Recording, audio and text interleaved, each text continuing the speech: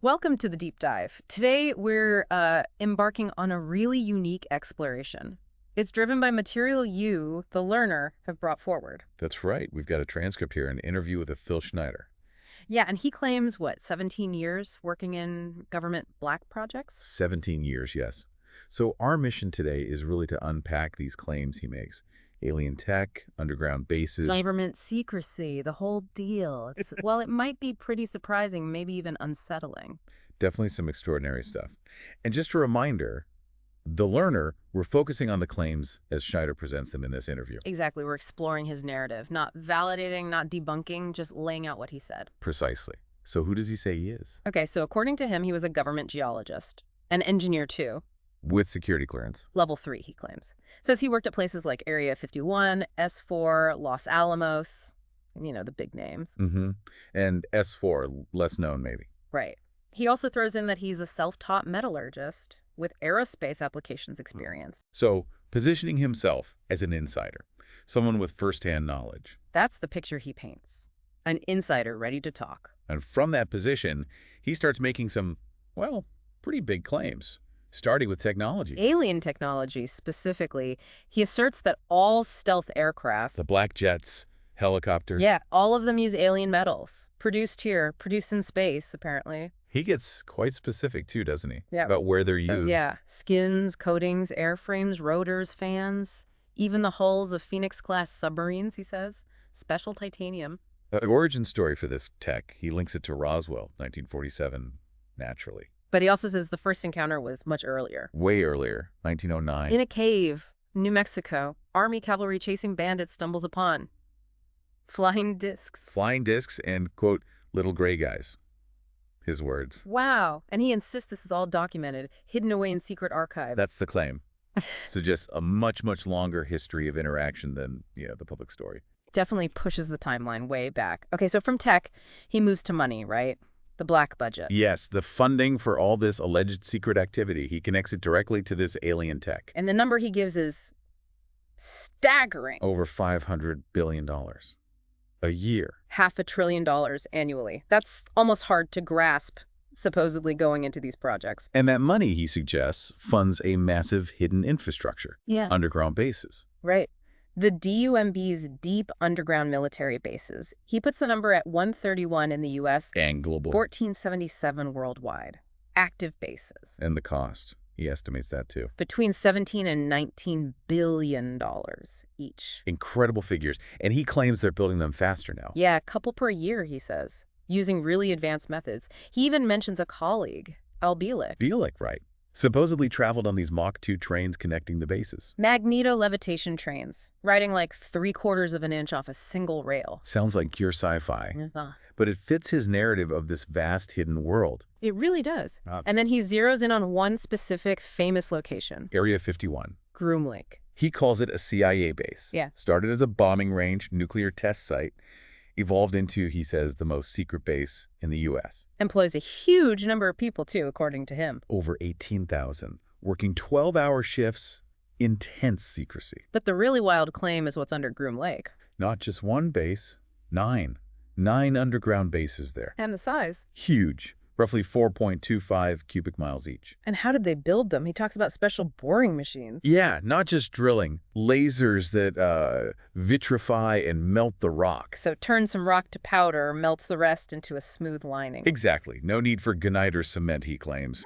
Just incredibly advanced engineering hidden deep underground. Okay. So after laying out the tech, the money, the bases, the story gets personal. Very personal and pretty dangerous sounding. He talks about his own clearance. That weird designation. Right 38 factor, level 1. And says he's breaking serious laws by even talking. Claims he was shot in the shoulder. Yeah. Just 2 weeks before the interview, he says. And that it was the 11th attempt on his life. 11 attempts, that's... Well, it suggests he strongly believed he was a target. And he pinpoints a specific event, really dramatic one. August 1979, Dulce, New Mexico. Near Los Alamos. An underground facility being built, he calls it a biological lab. He describes being lowered down a shaft. And encountering an alien, a 7-foot-tall gray, with a horrible stench. His reaction, he says he shot it. Shot 2 of them, actually. With a Walter PPK pistol. But then he was hit. By some kind of blue beam weapon. from another alien. Says it opened him up like a fish. Graphic description. Burned his fingers off, damaged his foot badly. And he claims the Green Beret saved him, pushed him back into the basket, sent him up, But the Green Beret. died. Along with 66 other Special Forces personnel, according to Schneider. 66 others. He blames the government for lying about the threat. Says there was a war down there. An underground war, yes. It's a central, incredibly traumatic part of his story. Wow, okay.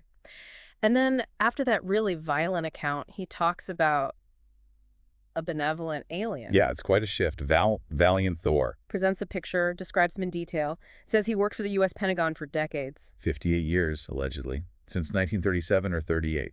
And looks human mostly, but with differences. 6 fingers, 6 toes, oversized heart, 1 giant lung, copper oxide blood. The details are so specific. IQ of 1200, speaks 100 languages. Lifespan of 490 years. Yeah. And apparently doesn't shake hands because of germs. It's a very elaborate picture of an alien working inside the government. Very. Then he brings up photographic evidence, a picture from 1946. Bikini Atoll. During an A-bomb test, claims it shows a large alien spaceship near a U.S. drone aircraft. More visual proof, he suggests, of early interaction. Okay, then he gets into materials again. Really strange stuff. Corbomite. Element 140, he calls it. Claims it's the heaviest element, 3.5 times heavier than uranium, but stable, no gamma rays. And used in stealth aircraft, those Phoenix subs. Says it can withstand insane temperatures. Over 10 million degrees Fahrenheit when combined with other alloys. And he adds that it's grown by aliens. Right, and points out that library periodic tables only go up to element 104, suggesting, deception. He also mentions another alien metal, crystalline, found when a mountain was blown apart. Harder than sapphire, he says, which is a 9 on the hardness scale. So, more examples of supposedly impossible alien materials. And all this technology, these materials, it builds towards his idea of an alien agenda, right? Exactly, and it's, Right. well, it's pretty grim. He claims their goal is total takeover of Earth. And killing off most of the population. 5/6 to 7/8, he says, by 2029. That's incredibly alarming, and he states the U.S. military has known this for 45 years. Known and kept it secret. That's his assertion. A looming catastrophe hidden from everyone. And he links this back to some kind of agreement. A treaty? The 1954 treaty, sometimes he calls it the Graded Treaty. Eisenhower supposedly signed it, with 3 alien species. Allegedly, yes. The deal was they get to experiment on cattle and humans. And in return, we get high technology. Schneider calls it a violation, compares it to Nazi death camps, Hmm. says the aliens broke the treaty anyway. And this treaty, this is connected to that war he claims he survived. Directly. He believes he's the only living survivor. Now, says the other 2 are in nursing homes in Canada, unreachable. And that's why he thinks they tried to kill him 11 times, because he's talking about the treaty and the war. That's his reasoning, yes. Because he's exposing this deep, dark secret. Okay, so what about the aliens themselves? Their biology, their motives? He paints a pretty disturbing picture. 9 races, he claims, view humans as bags of food. Bags of food, that sounds awful. He clarifies it's not like direct cannibalism. It's about glandular secretions. Glandular secretions, like hormones? Especially from the adrenal gland. He mentions adrenochrome, says it's like a drug for them. Using human substances as narcotics, that's deeply unsettling. And then he connects this to diseases. AIDS, Ebola. Suggests they might be engineered? Biological weapons derived from alien bodies? Potentially, yeah. Part of the depopulation agenda, maybe. Yeah. He even mentions 100,000 missing children. Taken to underground bases and eaten. That's horrific. It's an extremely dark part of his narrative, emphasizing the danger he perceives. Then he shifts gears a bit, talking about more recent terrestrial events, the World Trade Center bombing in '93. Right. He claims it wasn't the bomb everyone thinks it was. Says it was a construction nuclear weapon. Stored at Matter Air Force Base. And the guys arrested weren't responsible. That's his alternative theory. And he has one for Oklahoma City, too. Doesn't buy the fertilizer and fuel oil bomb explanation. Finds it unbelievable. Points to alleged sightings of trucks from Mather AFB near the Murrah building weeks before. Implying a connection to something bigger, more powerful. That seems to be the suggestion. Then he targets Janet Reno over Waco. Calls her a murderer of our children, makes a claim about the gas used. CS gas. He claims CS stands for cesium. Cesium, like the radioactive element. Yes. And falsely claims it's deadly to young children. Which that's just not accurate. Right. CS gas is a standard riot agent, not cesium. That's an important clarification. Definitely.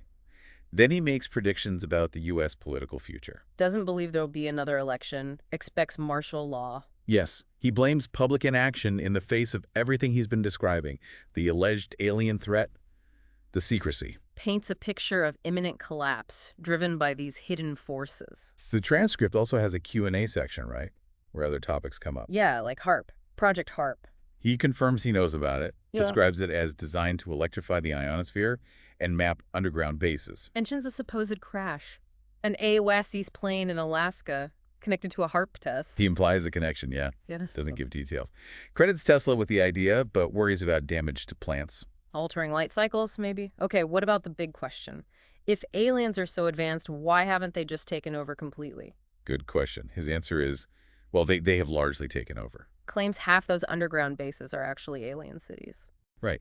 But he suggests maybe our germs are deadly to them, or that they're a dying race and need us somehow. It's a bit contradictory. Any other names come up? Stan Deyo.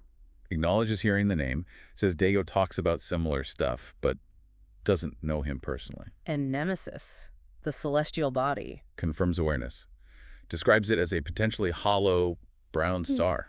10 times Jupiter's mass, specific gravity less than 2. That's oddly specific. Very.